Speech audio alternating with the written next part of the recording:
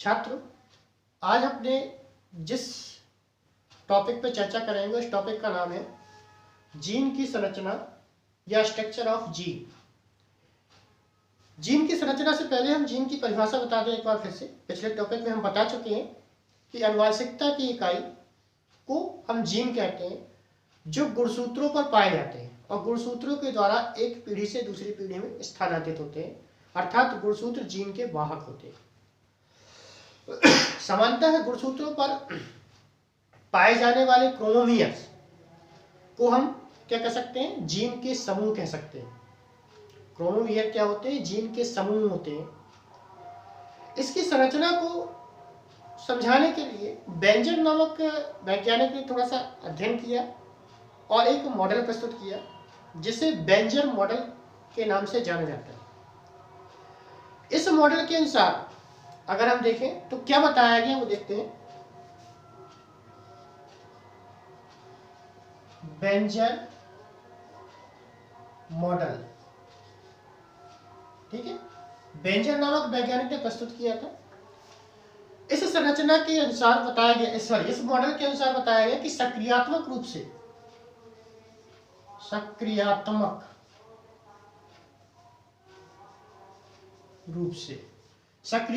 मतलब जीनों की सक्रियता के आधार पर, ठीक है। सक्रियात्मक रूप से जो जीन होते हैं वो 3 प्रकार की इकाइयों से मिलकर बने होते हैं। सक्रियात्मक रूप से जीन 3 प्रकार के इकाइयों से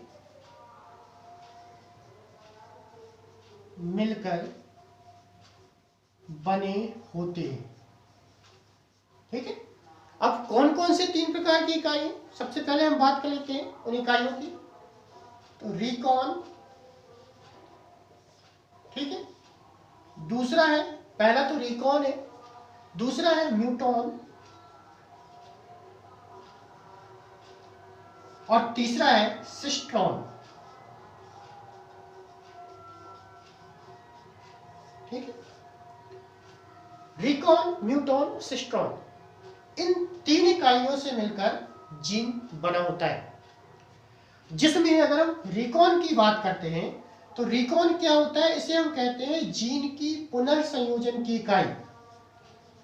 पुनः संयोजन की इकाई, ठीक है।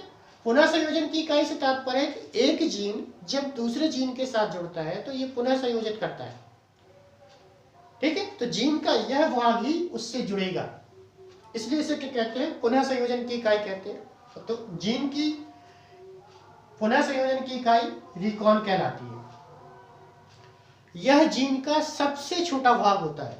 कैसा भाग होता है? सबसे छोटा भाग, सबसे छोटा भाग होता है, ठीक है। क्या होता है? सबसे छोटा भाग होता है और जीन विनिमय एवं पुनर्संयोजन में भाग लेता है। किसे भाग लेता है? जीन विनिमय एवं पुनर्संयोजन की क्रिया में भाग लेता है। कहां भाग लेता है? जीन विनिमय एवं पुनः संयोजन, ठीक है, में भाग लेता है। तो जीन की सबसे छोटी इकाई रिकॉन कहलाती है, जिसे पुनः संयोजन की इकाई भी कहते हैं। यह जीन विनिमय और पुनः संयोजन की क्रिया में भाग लेता है। दूसरी इकाई कहलाती है म्यूटॉन। म्यूटॉन शब्द म्यूटेशन से बना है और म्यूटेशन का अर्थ होता है उत्परिवर्तन, अर्थात अचानक से उत्पन्न होने वाले लक्षण, ठीक है। किसी भी जीव में अगर कोई लक्षण अचानक से उत्पन्न हो जाए जो पहले उसके वंश में या उस जाति के जीव में नहीं पाए जाते थे, तो ऐसे लक्षणों को क्या कहते हैं? उत्परिवर्ती लक्षण कहते हैं, तथा यह क्रिया उत्परिवर्तन कहलाती है, जिसे हम म्यूटेशन कहते हैं। और म्यूटेशन जो होता है वो इसके कारण ही होता है, म्यूटॉन जीन के कारण। अगर म्यूटॉन जीन सामान्यतः रूप से सुप्तावस्था में पड़ा रहता है, जीन का भाग है, जीन का भाग ही है जो सक्रिय नहीं रहता, लेकिन किसी कारण से सक्रिय हो जाता है तो अपने लक्षण व्यक्त करता है, तो हम कह सकते हैं कि जो म्यूटॉन होता है, जीन का म्यूटॉन भाग जो होता है, ये क्या होता है? उत्परिवर्तन की इकाई कहलाती है। इसे क्या कहते हैं? उत्परिवर्तन की इकाई। अर्थात म्यूटेशन की इकाई है। म्यूटेशन जब होना होता है तब यह भाग लेता है, ठीक है, अर्थात म्यूटेशन की क्रिया में भाग लेता है।